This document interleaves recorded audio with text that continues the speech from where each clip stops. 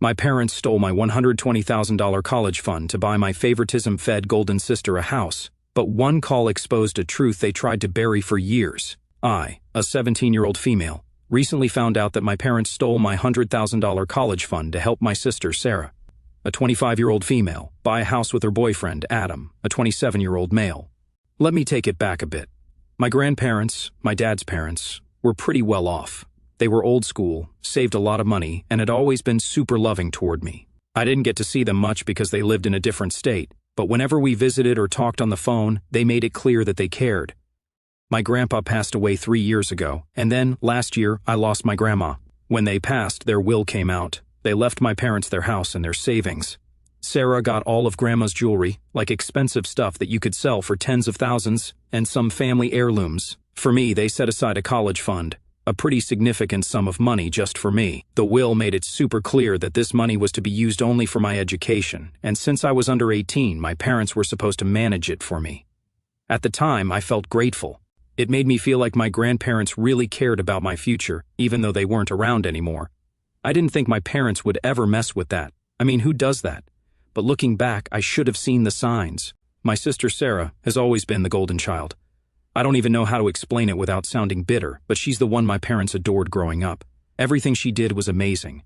She was so talented, so hardworking, so kind. Meanwhile, when I got a good grade or did something I was proud of, I'd just get, "Good job, kid. Keep it up." It was subtle, nothing super obvious. They never hit me or screamed at me, but it was always clear that Sarah came first. Now Sarah's a kindergarten teacher, and her boyfriend Adam is a zookeeper. They're nice enough people, and I don't have any issue with them personally. But let's just say they're not exactly rolling in money. They've been renting a small apartment, and for the past year or so, all they've been talking about is how they need to buy a house because it's a smart investment. Anyway, fast forward to last month. I've been applying to colleges and getting pretty excited about finally starting that chapter of my life.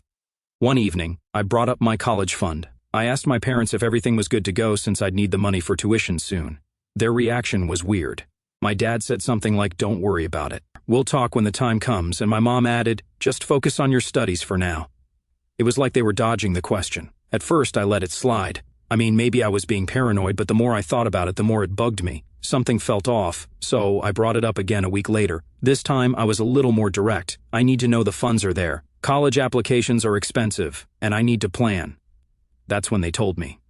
I remember the conversation so vividly. My mom said, in the most casual tone imaginable, "We use the college money for Sarah. She and Adam are buying a house."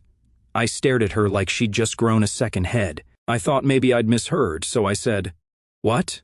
And she repeated it. My dad chimed in too, saying something about how Sarah needed it right now, and it wouldn't be fair for me to get a free ride when Sarah had to work her way through student loans. Guys, I lost it. I'm not proud of how I reacted, but I screamed. I demanded to know how they could do this to me, how they could steal the money my grandparents had left for me. My mom just rolled her eyes like I was being dramatic. She said, "You'll figure it out. It's not like you can't take a loan like everyone else." That's when I threatened to sue them. I know I'm a teenager and don't exactly have a lawyer on speed dial, but I was desperate. I told them what they did was illegal, that the money wasn't theirs to take. And you know what they did? They laughed. My dad looked me dead in the eye and said, "With what money? You can't even afford a lawyer." I can't describe how humiliated I felt in that moment. I just stood there, stunned. It hit me all at once how powerless I was. My parents had always treated me like an afterthought, but this was a whole new level. That night, I locked myself in my room and cried until I couldn't anymore. Then I started thinking.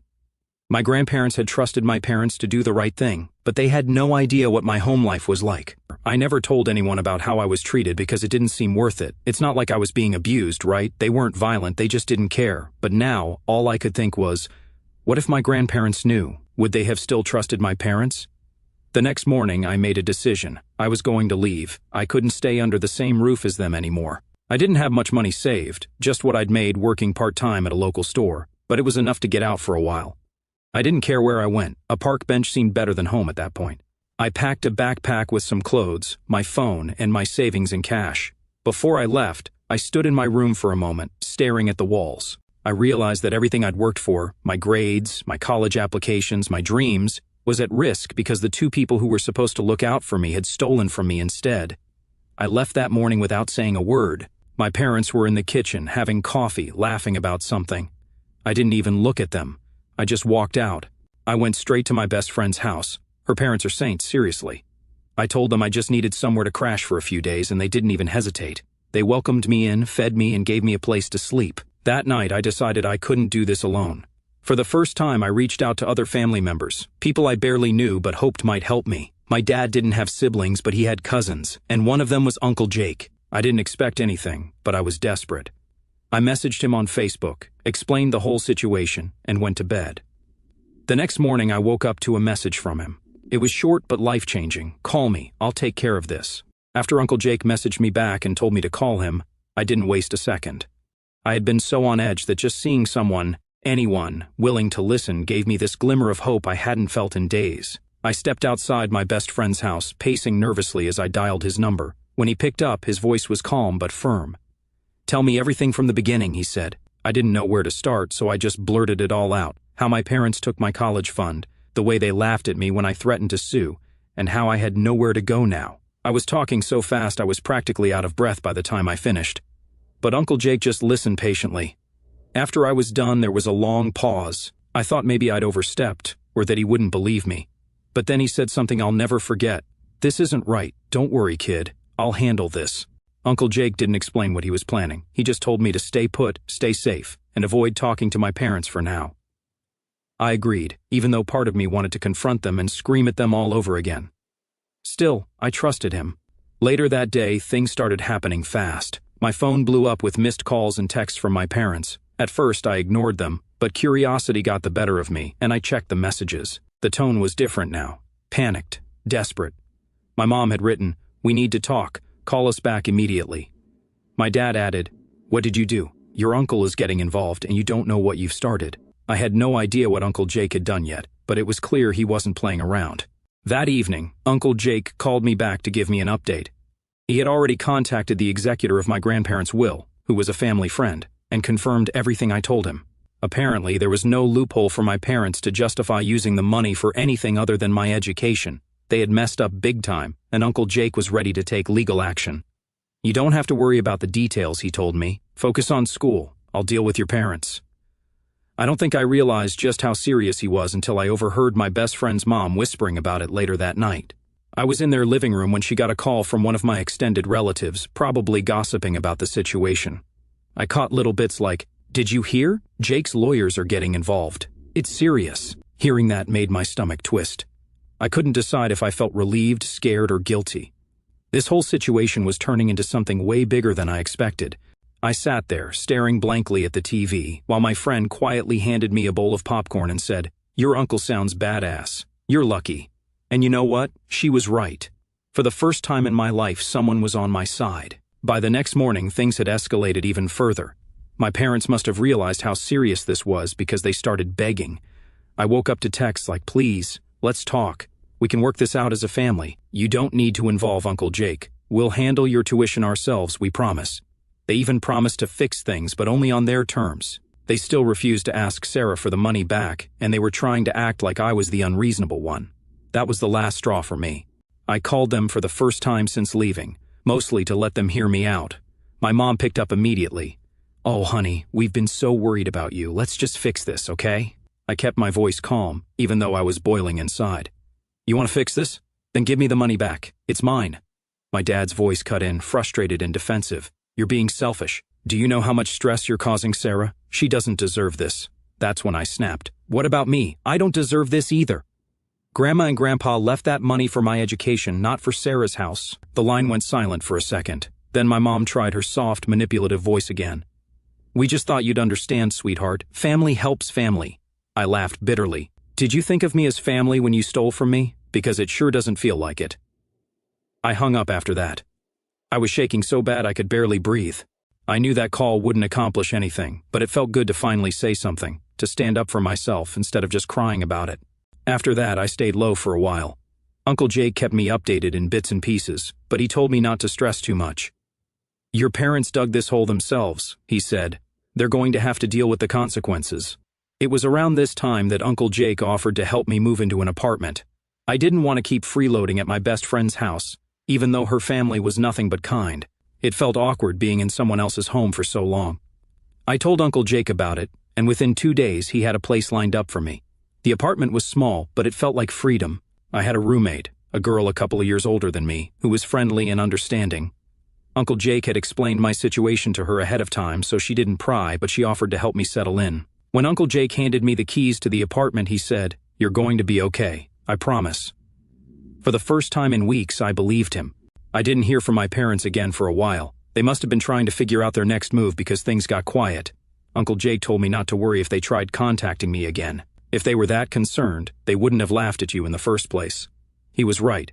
I'd spent years feeling like I was invisible to my parents, like I didn't matter, but now I had someone fighting for me. For the first time, I felt like maybe I wasn't so powerless after all. The first few days in my new apartment were weird. I was finally away from my parents, but it felt strange being on my own. My roommate, Ashley, was kind and easygoing, but we weren't close yet. She worked full-time and kept to herself, which honestly suited me. It gave me space to think without anyone constantly asking, "Are you okay?" At night, though, the silence got to me. My brain wouldn't stop replaying everything. My parents laughing at me, my mom saying I was selfish, my dad accusing me of hurting Sarah. It didn't matter how justified I felt, I still heard their words like a broken record. On the third day in my apartment, Uncle Jake called with another update. "Mediation has been set up," he said. "It's a formality, but we'll see if they come to their senses before we go to court." I asked him what that meant, and he explained that the lawyer was giving my parents one last chance to settle things quietly. The executor of the will had made it crystal clear that what they did was illegal. There was no gray area here. If they didn't agree to return the money, the case would move forward. For some reason, hearing that made me feel sad. I know it doesn't make sense. My parents had stolen from me and laughed in my face, but they were still my parents. It's hard to explain. I don't love them, but I can't just erase that part of me that still wants them to care. I didn't tell Uncle Jake how I felt, though. I didn't want to seem weak or ungrateful. That evening, I got another round of messages from my mom. This time, she wasn't angry, she was playing the guilt card. "We're really sorry for how things turned out. You know we love you, don't you? We were just trying to help Sarah. She's struggling, and as parents, we couldn't ignore that." Then my dad chimed in with a follow-up text. "You don't understand how hard this is for Sarah. She's crushed. You're ruining her dream over a misunderstanding." The nerve. They acted like I was the villain, like I was ruining Sarah's life. I didn't respond. I couldn't. If I tried, I'd just end up saying something I'd regret. And I didn't want to give them the satisfaction of knowing they still got under my skin. The next morning, Uncle Jake and I had our first virtual mediation session with my parents. I didn't have to say much because the lawyer did most of the talking, but seeing my parents' faces on that screen was surreal. They looked completely different, like they'd aged overnight. My mom's face was pale, and my dad kept rubbing his forehead like he had the world's worst headache. Neither of them could look directly at me. Their lawyer tried to soften the blow, talking about how they had acted in good faith and believed they were helping the family as a whole, but our lawyer wasn't having it. He brought up the will's specific terms and how my grandparents' intent was clear. The money was for my education only. When I finally did speak, it was short and to the point. "I want the money back. That's it." My mom looked like she was about to cry. "We can pay for your tuition ourselves. Why won't you just let us fix this?" I clenched my fist under the table. "Because I don't trust you. You already took the money once. What's stopping you from screwing me over again?" Silence. They didn't have an answer for that because there wasn't one. After the session, Uncle Jake and I talked. He asked how I was holding up, and I admitted that seeing my parents like that messed with my head. "It's like they're sorry now that they've been caught, but not because of what they actually did," I said. He sighed. "That's probably true, but don't let their guilt tripping get to you. You deserve this money. Don't forget that."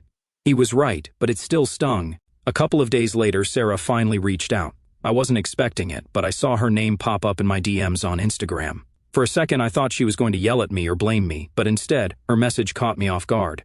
She wrote, "Hey, I just found out what Mom and Dad did. I'm really sorry. I had no idea they took your college fund. I thought they were helping me out with savings or something. I'm not mad at you, I promise. I just wanted you to know that." I sat there, staring at the message for a long time before I responded. Finally, I wrote back, "Thanks for saying that. It means a lot."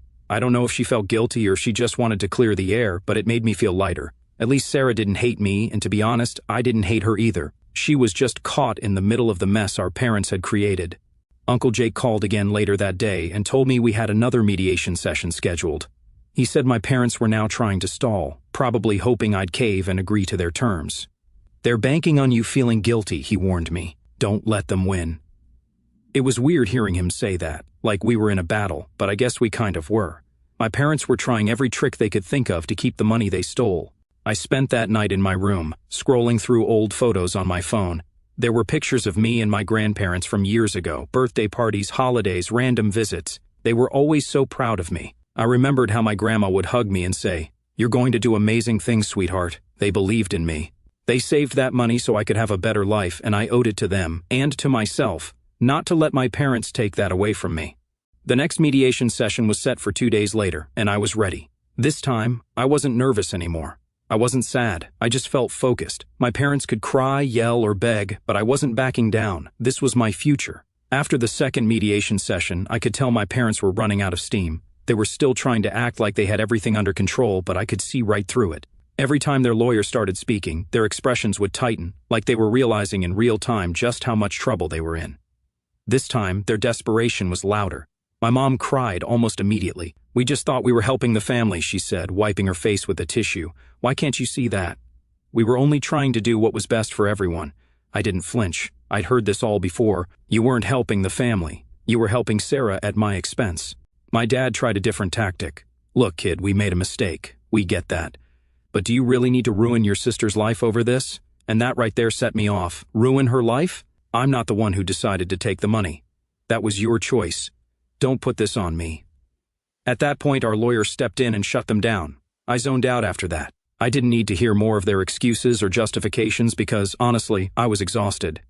For months, they'd acted like I was some sort of villain for demanding what was rightfully mine, but I wasn't backing down. That night, I got a long message from Sarah. She must have found out how bad things were getting for our parents because the tone of her message was different. Less understanding, more emotional. "Look, I know Mom and Dad messed up, but you don't have to take this so far. They're trying to fix things, and now they're panicking because of Uncle Jake. Can't you just take their deal? Let them pay for your college instead of suing them. I never asked for this, you know." It stung, even though she wasn't attacking me. I could tell she wanted me to back down. I stared at her message for a long time before I responded. "Sarah, I'm sorry you're in the middle of this, but this isn't my fault. I'm not taking things too far. Mom and Dad crossed a line, and they need to fix it. The only thing I'm asking for is the money they took." She read it, but she didn't reply. I guess she didn't know what to say. The next day, Uncle Jake called with some news. The lawyer had filed the official paperwork to escalate the case to court. He said my parents were starting to crack under the pressure. "They're hoping you'll cave, but they're running out of time," he explained.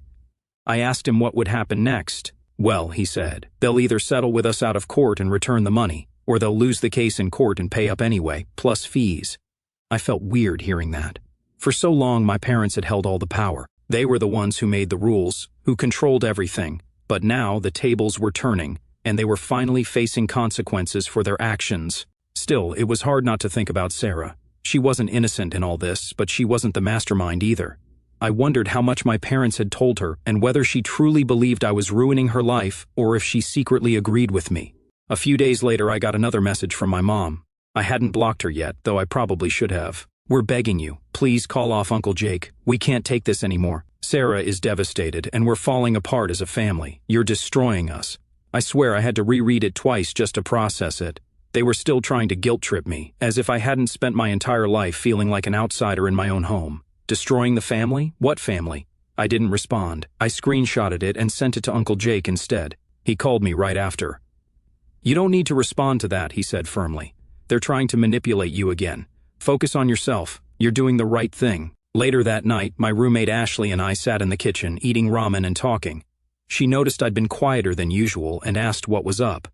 I told her about my mom's message and how messed up the whole thing felt. She looked at me and said, "Honestly, you're stronger than me. If my parents did that, I'd probably crumble. You're standing up for yourself, and they can't handle it."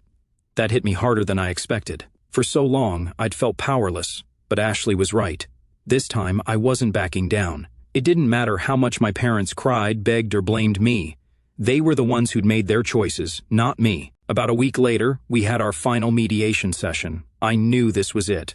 Our lawyer told me beforehand that my parents' attorney had been pressuring them to settle because fighting this in court would make things even worse for them. When the call started, my parents looked completely defeated. My dad didn't say a word the entire time, and my mom just kept her eyes down. Their lawyer spoke for them, confirming that they would return the full amount of the college fund in exchange for us dropping the lawsuit. It felt anticlimactic in a way. I thought I'd feel victorious or relieved, but all I felt was tired. My parents had spent weeks fighting me, making me feel like I was the villain, only to finally give in because they had no other choice. When the call ended, Uncle Jake clapped his hands together and said, "Well, that's that. They're going to wire the money back." I sat there in stunned silence for a second before I managed to say, "It's over?" "Almost," he said. "They still need to finalize everything, but you did it. You stood your ground, and you won." That night, I got another message from Sarah. This time, it was shorter. "I heard Mom and Dad gave in. I don't know what to say, but I hope you're happy. I guess it's over now." I didn't know how to respond to her. I wasn't happy, not exactly. I felt more relieved than anything. I just wanted to move on and leave this mess behind me. In the following days, my parents wired the money back. Uncle Jake confirmed everything through the lawyer, and just like that, it was done. My grandparents' gift to me, the thing they had worked so hard to leave behind, was finally back where it belonged. For the first time in months, I felt like I could breathe again. About 2 days after everything was finalized, Sarah called me. I'd been expecting it at some point. She'd sent a few passive-aggressive texts over the past week, but this time, she actually wanted to talk. I stared at her name on the screen for a good minute before answering. When I picked up, she sounded calm, tired maybe. "Hey," she said quietly. "I just wanted to talk to you." I didn't say anything at first, so she kept going. "Mom and Dad told me everything. They finally admitted what happened with the money. I know you probably hate me, and I don't blame you. I don't even know what to say." Her voice cracked, and for the first time, I realized just how tangled up she must have been in all this. I took a deep breath. "Sarah, I don't hate you. You didn't steal the money. They did." There was a pause, and then she sighed, but I still accepted it. I was so focused on getting the house that I didn't even stop to think about where the money came from. That's on me. I should have asked more questions. It caught me off guard, hearing her take responsibility. I didn't know what I'd expected from Sarah, but it wasn't this. For once, it felt like she was seeing the situation for what it really was. "Look," I said, "I'm not mad at you. I just wish you'd understand why I had to do this. That money was supposed to be for my future. I couldn't let them take that from me." She was quiet for a long moment before saying, "I do get it now. I wish they'd just been honest from the start. It's not fair that you had to go through all this." That almost made me cry, to be honest. I'd spent so long being the second choice to Sarah that hearing her say those words felt surreal. I didn't know if we'd ever have a normal sibling relationship, but this was a start. We ended the call on neutral terms. She even said, "I hope you do something amazing with that money. Grandma and Grandpa would be proud of you." I didn't know what to say to that, so I just thanked her. As for my parents, well, they went radio silent after the money was transferred back. I guess they were too ashamed or angry to reach out. I haven't heard a word from them since, and honestly, I'm fine with that. I don't think they're capable of seeing what they did as anything other than helping Sarah, and I don't have the energy to keep fighting them. Uncle Jake told me he got a message from my dad, though. Apparently, my dad tried to make it sound like the whole situation had been a misunderstanding, and they just wanted to make things right. Uncle Jake's response? "You had your chance to make things right before we got involved. You didn't take it." I can't lie, that made me smile. Uncle Jake really is the MVP in all this. A week after everything settled, I had a small victory of my own. I got the final confirmation that I'd been accepted into my top choice college with a scholarship. I was sitting in the living room with Ashley when the email came through, and I actually screamed when I read it. Ashley jumped up, grinning. "Did you get in?" I shoved my phone at her. "Full scholarship, my top school. I don't even have to touch the fund for tuition." We celebrated with pizza and soda that night, nothing fancy, but it felt perfect. I couldn't stop smiling. For the first time in forever, I felt like the future I'd been working so hard for was finally mine. Later that evening, I texted Uncle Jake to tell him the news. His response came almost immediately. "Proud of you, kid. I knew you'd make it." He followed it up with another message a few minutes later. Grandma and Grandpa would be over the moon. They'd always said you'd do great things. I sat there, staring at those words for a while, trying not to cry. All this time, I'd been fighting for my future, because I didn't want their gift to be wasted. Hearing that Uncle Jake believed they'd be proud of me made everything worth it.